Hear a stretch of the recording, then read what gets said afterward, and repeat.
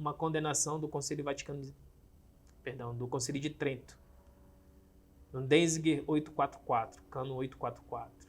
Se alguém disser que os sacramentos da nova lei não foram todos instituídos por Jesus Cristo nosso Senhor, ou que são mais ou menos de 7, a saber, batismo, confirmação, eucaristia, penitências, extrema-unção, ordem, matrimônio, ou também que alguns destes não é verdadeiro e propriamente sacramento, seja anátema. Ou seja, para a igreja sempre existia apenas 7 e era condenado quem achava que tinha mais de 7 sacramentos. Por isso, os bispos do Vaticano II evitaram afirmar que a igreja é sacramento. Simplesmente, tucur, como diz o professor no artigo dele, professor Orlando Fedeli.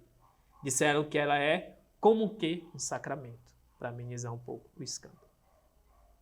A nova teologia de Henri de Lubac havia condenado como individualistas tanto a concepção de sacramento como a concepção de salvação em voga até o Vaticano II. Cada fiel pensava, até o Vaticano II, então, apenas salvar sua própria alma. Na nova concepção de salvação, ou seja, essa nova definição de igreja como sacramento, está intimamente relacionada aqui, é o próprio Ratzinger, aluno, discípulo do padre Henri de Lubac, do teólogo Henri de Lubac, grande teólogo e grande modernista também. É ele que fala que essa concepção de igreja enquanto sacramento, que nunca existiu, está intimamente ligada a essa coletivização da salvação, que é uma heresia, que isso aqui nunca existiu na igreja também. Daí vai derivar, por exemplo, a mudança na tradução do promultis, do cânon da missa, né? Pro vobis et promultis, que muitos vão traduzir pro vobis e por todos, pro vós e por todos, negando assim a salvação subjetiva. Quando Cristo morreu na cruz, ele salvou a todos de forma objetiva, mas subjetivamente, ou seja, nós temos que fazer a nossa parte para nos salvar. E essa parte muitos não fazem, é por isso que Cristo morreu por nós, por vobis, por vós e por muitos, e não por todos, porque nem todos vão se salvar, alguns vão se perder porque vão negar a verdadeira fé, tá bom? Isso para mostrar esse sentido também da salvação individual, cada um salva a sua própria alma. Aqui não, esse novo conceito de igreja enquanto sacramento está atrelado a esse novo conceito de salvação, que só se salva coletivamente, que é um absurdo. Na nova concepção de salvação proposta por Henri de Lubac, a salvação não seria mais individualista, mas comunitária ou até universal. Para de Lubac, conforme expõe o cardeal Ratzinger, a essência do pecado original é essa separação de uma individualidade que nada mais conhece fora de si. A essência da salvação é a recomposição da imagem de Deus rompida em fragmentos. A unificação da humanidade pelo uno e no uno que está por todos e no qual, conforme a expressão de São Paulo, todos os homens devem se fazer um. Ou seja, o pecado é o homem ter se dividido, o homem deve se unir, toda a humanidade deve se unir numa comunhão fraterna, não importa a religião, não importa a doutrina, não importa nada. O pecado é se dividir. Estando unido, sendo um coletivo, um amálgama misturado, não importa de que forma for, isso é bom, isso que interessa. Mesmo negando a fé, mesmo negando os princípios. E aqui, analisando um pouco essa definição da igreja como sacramento. A denominação da igreja como sacramento vai contra uma concepção individualista dos sacramentos como meio de graça. O sacramento, enquanto acontecimento litúrgico, é sempre uma realização comunitária. Ou seja, aqui, você fazendo a igreja como sacramento, o sacramento vai se tornar todos os cristãos. Se todos os cristãos são sacramentos, então todos os cristãos praticamente estão salvos, porque o meio de salvação é o sacramento. São os sacramentos. Se todo mundo está salvo, não precisa de igreja. Todo mundo pode ter igreja que for, ou mesmo pode não ter igreja que se salve. Ao chamar a igreja de sacramento, se aprofunda e se esclarece o conceito de igreja e se dá resposta, esse aqui é o próprio Ratzinger falando, e se dá resposta à busca de unidade da humanidade em nosso tempo. Ou seja, a igreja não é mais aqueles que foram batizados, que professam a mesma fé, que obedecem às mesmas autoridades, que respeitam o Papa, que como único líder da igreja, mas a igreja se alargou e todo mundo pode ser igreja. Esses textos tirados de um livro do cardeal Ratzinger, de 1985, mostram que a definição da igreja, tida como sacramento unificador da humanidade, permitiria uma identificação da igreja com a humanidade. Toda a humanidade seria igreja. Haveria nisso ainda mais do que uma insinuação, uma clara tendência a conceber a salvação como universal, pela restauração da unidade da imagem de Deus, ora, individualmente fragmentada nos homens. A salvação, então, não seria pessoal, como a igreja sempre ensinou, mas universal. Não sendo entidade jurídica, a nova igreja do Vaticano II seria uma igreja pneumática espiritual, como propõe o herege Müller.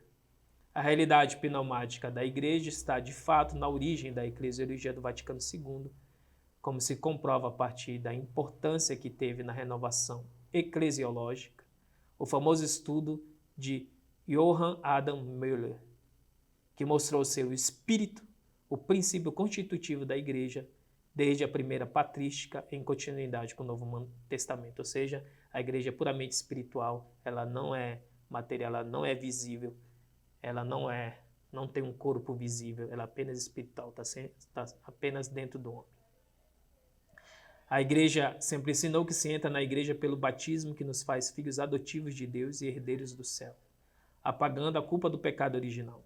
A nova definição de igreja do Concílio do Vaticano II fala vagamente de união íntima com Deus, sem se referir ao batismo nem à graça santificante.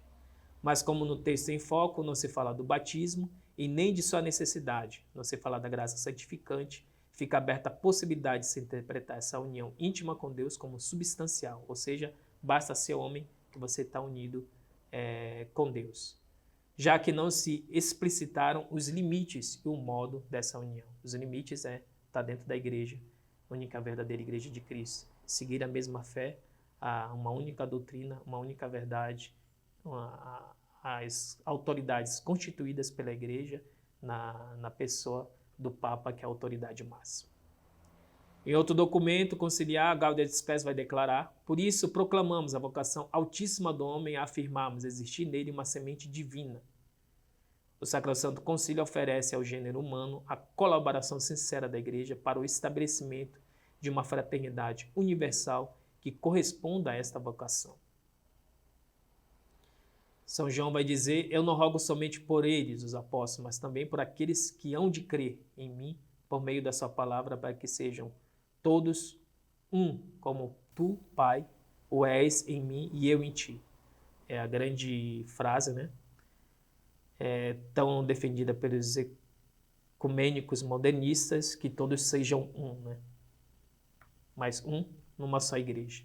Essa definição vaga da igreja feita pelo Vaticano II abriu as portas para o ecumenismo indiferentista e relativista, pois que se a igreja é como que o sacramento da unidade de todo o gênero humano, os limites da igreja coincidiriam com o gênero humano, ou seja, basta ser homem que você é igreja. Sendo assim, todos os homens, tendo a religião que fosse, ou mesmo que não tivesse religião alguma, que fossem ateus ou satanistas, seriam mesmo sem fé, membros da igreja só pelo fato de serem homens. A igreja englobaria de modo misterioso, de modo sacramental, já que o Vaticano II usou a palavra sacramento, simplesmente como significado de mistério, a igreja englobaria todos os homens e todas as religiões. A grande questão do subsiste, né?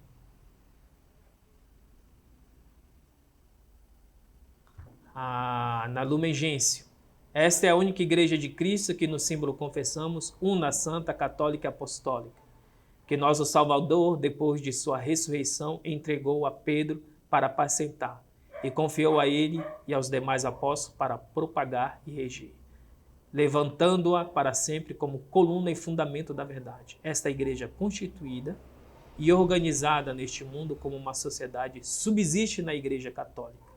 Isso aqui que causou muita polêmica.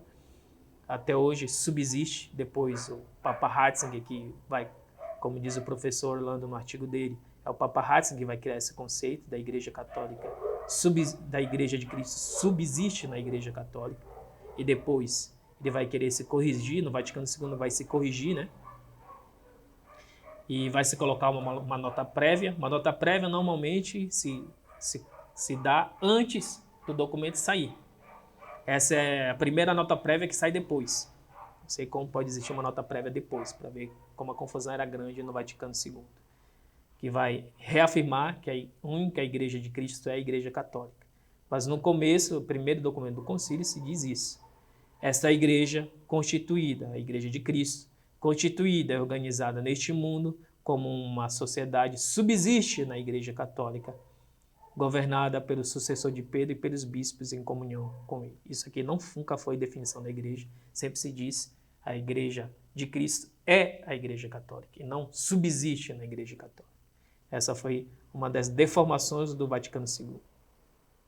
Embora fora de sua visível estrutura se encontram vários elementos de santificação e verdade, esses elementos, como dons próprios da Igreja de Cristo, impelem a unidade católica. Se tem alguma coisa de fé nas outras igrejas, como, por exemplo, o batismo, que é válido em outras igrejas, mas tudo isso que tem algum resquício da verdadeira doutrina nas outras igrejas é para trazer os homens para a verdadeira igreja, para trazer para Cristo. Se é batizado em outra igreja, mesmo que é de outra religião protestante, que o batismo é aceito pela Igreja Católica, esse batismo é feito para o bem daquela alma, mas para um dia, claro, Deus permite isso para abandonar aquela igreja, inspirada, claro, por Deus, se unir à verdadeira igreja de Cristo, que é a Igreja Católica, fora da qual não existe salvação. Portanto, o subsiste permitiu alargar o conceito de igreja até abarcar as comunidades protestantes que estão fora da igreja visível. Portanto, o subsiste deixou de identificar a igreja visível, a Igreja Católica, com a igreja invisível. E isso foi um erro bem grave que permitiu ao ecumenismo modernista considerar os hereges, pelo menos como membros da igreja invisível. Bom, aqui estão os erros fundamentais dessa doutrina do ecumenismo. O erro fundamental é a existência de uma semente divina no homem, ou seja, a gnose. Aí alguns vão dizer, não vem a Montfort vendo gnose em tudo.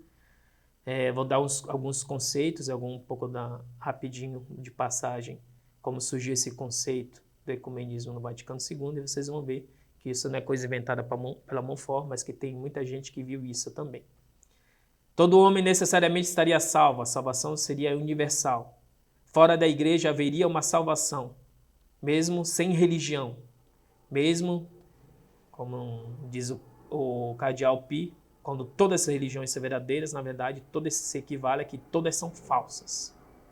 Se eu digo que um ouro é verdadeiro, depois eu começo a dizer que todo ouro, mesmo falso, é um ouro verdadeiro, ou seja, eu acabo falsificando todo ouro. Não vai existir mais um ouro verdadeiro se todos são verdadeiros. Tudo é falso. A revelação divina interior em cada homem é inefável, por isso todos os credos são deformadores da revelação. A igreja verdadeira seria espiritual e formada por aqueles que atingiriam a experiência interior, como os carismáticos. Conhecendo o mistério do homem, isto é a semente divina no homem. As cerimônias da igreja espiritual são divinizantes e festivas. O ecumenismo tem um papel central no Vaticano II, na mudança da doutrina, na infiltração modernista. Por quê?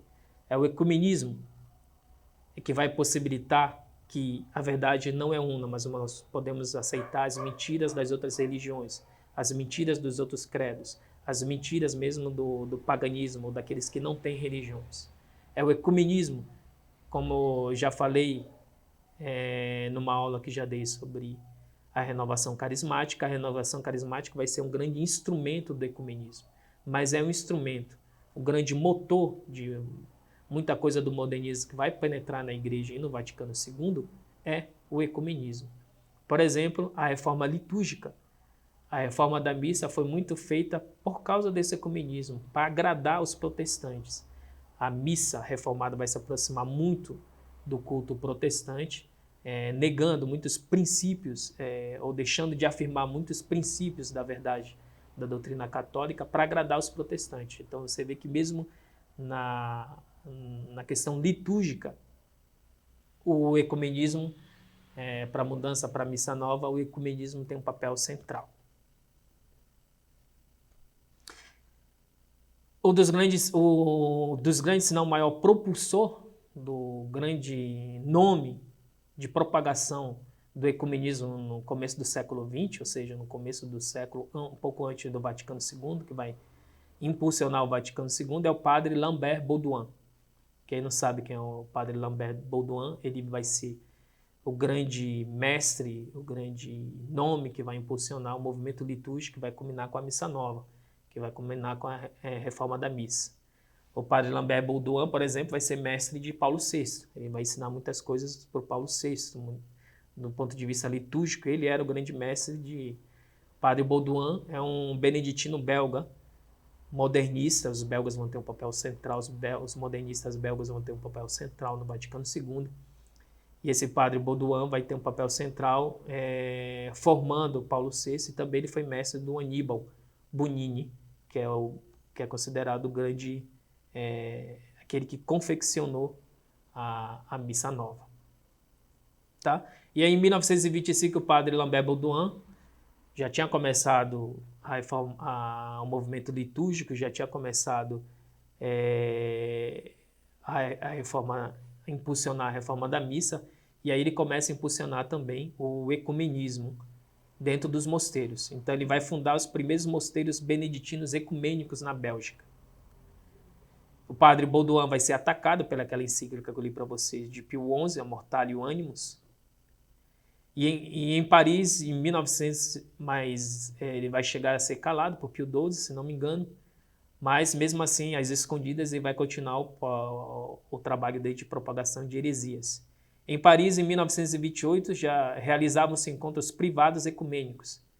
E um desses que participava é o grande filósofo, aí, muito querido pela direita atual, brasileira, mas que vai defender muitas heresias, o Jacques Maritain, e o Yves Congar, que é também um dominicano, um padre dominicano que vai ter um papel central no Vaticano II. E Yves Congar, por exemplo, vai ter como grande mestre aquele que, para os modernistas e para os precursores do movimento ecumênico no concílio, aquele que vai ser para eles o profeta do ecumenismo, que é o Teilhard de Chardin. Então, Teilhard de Chardin vai ser ele que vai trazer os conceitos intelectuais e mesmo filosóficos do ecumenismo para os modernistas da época do Vaticano II.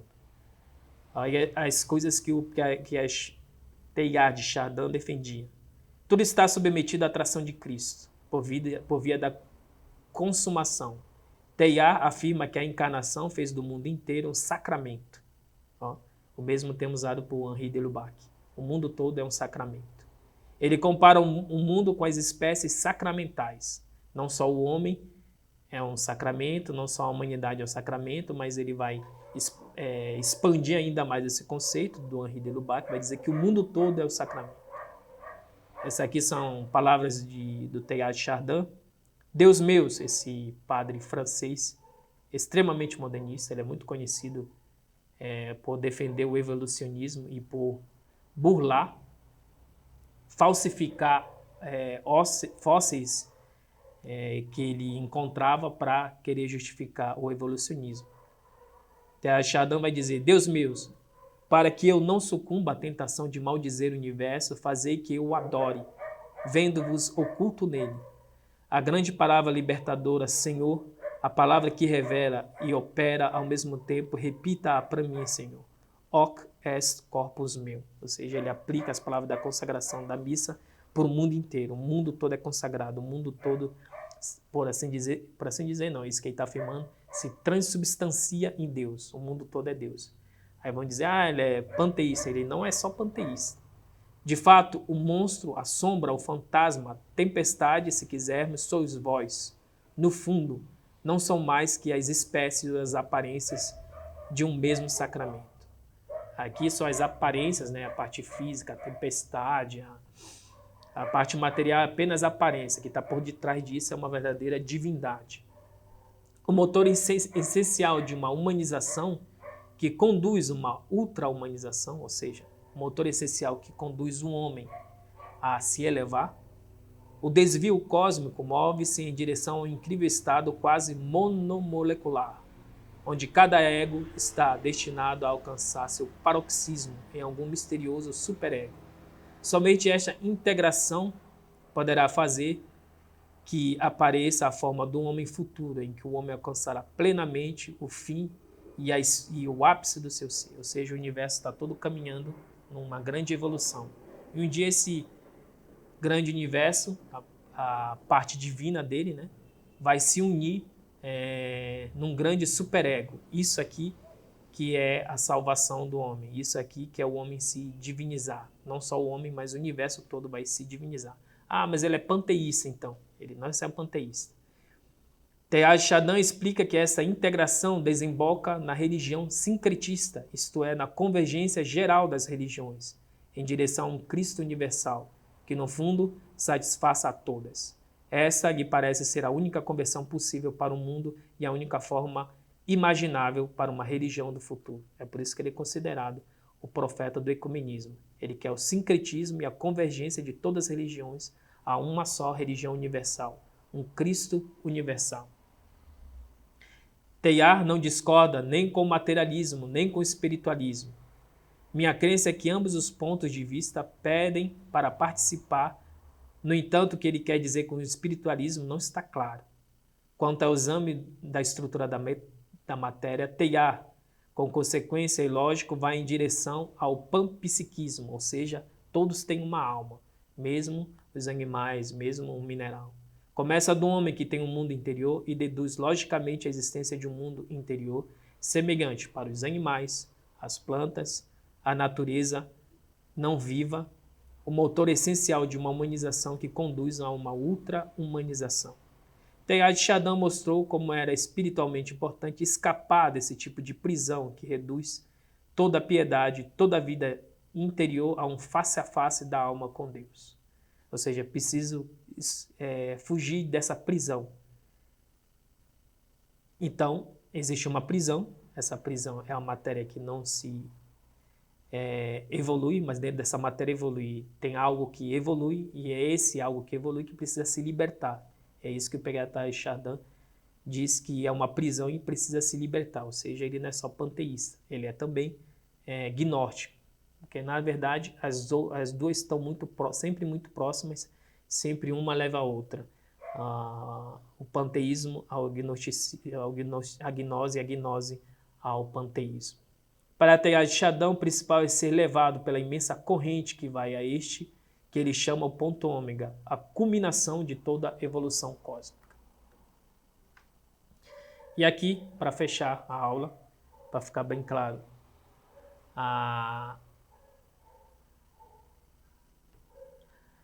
uma citação do René Guénon, que é um esotérico muito querido aí pelo mago esotérico aí, Olavo de Carvalho, né? O Guénon, na mesma linha do Teilhard de Chardin, vai falar dessa religião universal, né? Desse homem universal. O homem universal, diz Guénon, é o princípio da manifestação. Esta é a essência de todas as coisas. Ele também chama o eu universal. E acrescenta que cada homem tomado em particular participa desta essência universal e, portanto, tem nele o eu. A essência universal está virtualmente presente nas profundezas de cada homem e constitui essa personalidade. Ou seja, cada homem tem esse eu universal, tem esse algo de divino. Para que servem as religiões? Todas as religiões, indiscriminadamente, elas servem simplesmente para isso, para ajudar o homem a aflorar. Mas todas elas aflorar esse divino, a fazer aparecer esse divino no interior de cada homem. Mas todas as religiões fazem isso imperfeitamente. Mas com a evolução do universo, com a evolução de toda a criação, vai se chegar um tempo numa religião universal, num Cristo universal. E aí sim, com essa comunhão plena entre todos, você vai chegar a essa religião universal que ela realmente é divinizante. É por isso que se começa com uma primeira religião, segundo os gnósticos, que traria uma verdade, mas ela é imperfeita. Depois vai se identificar todas as outras religiões. Todas as outras religiões também são verdadeiras, exatamente porque todo homem tem em si esse aspecto divino, não é só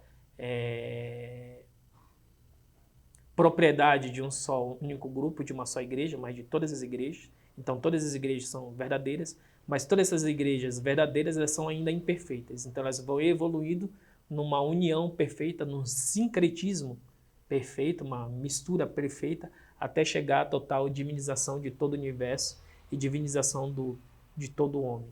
É daí que vem esse aspecto da falsa filosofia, do aspecto filosófico do ecumenismo de hoje em dia.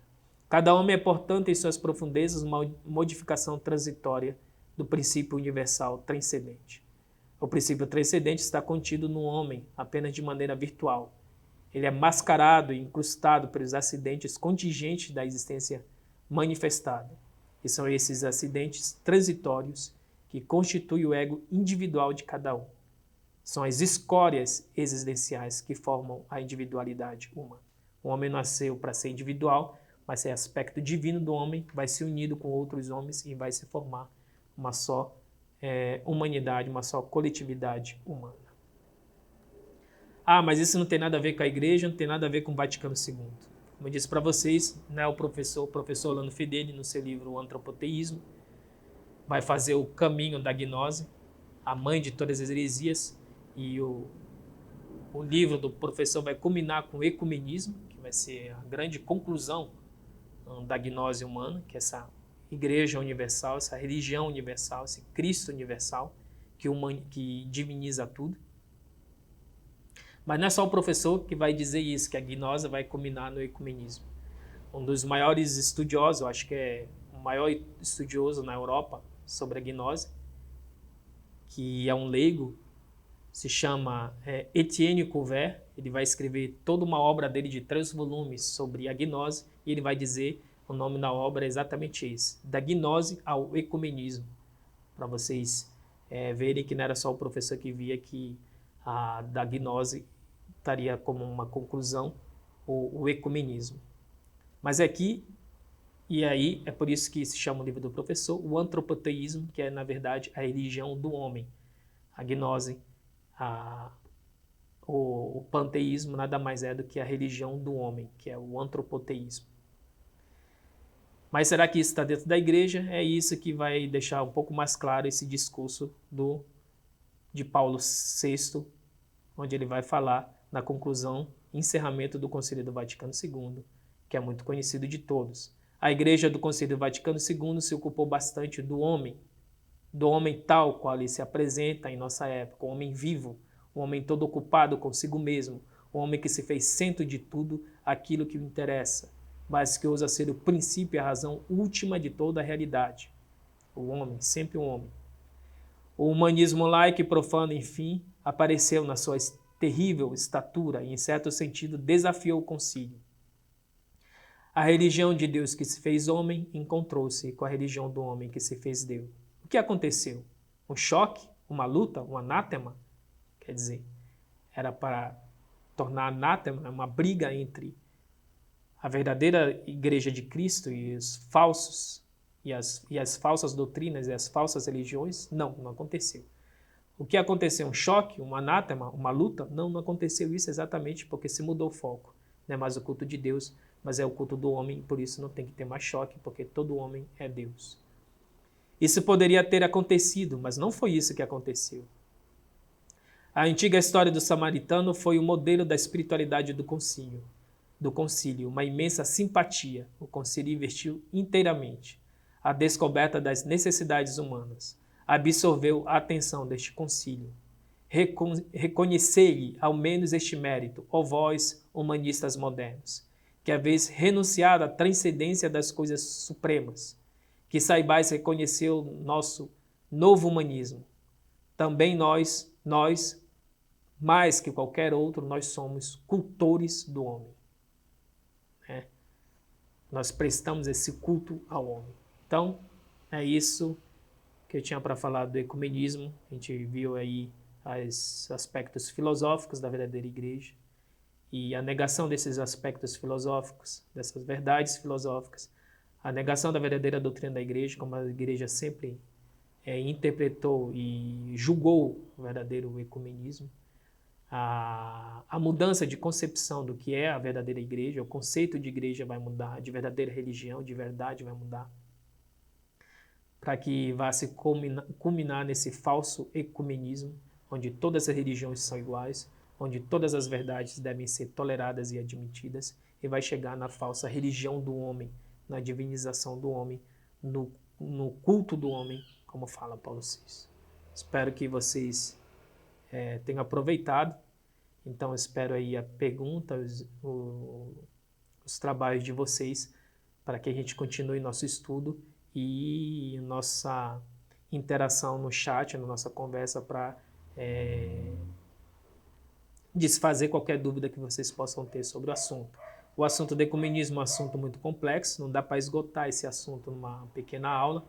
A gente resolveu discutir e estudar um pouco, pelo menos os pontos principais e mais importantes, para que as pessoas que vão combater esse mal do ecumenismo tenham argumentos para fazer apostolado com aqueles que estão aprendendo, com aqueles que estão começando a aprender a verdadeira fé católica.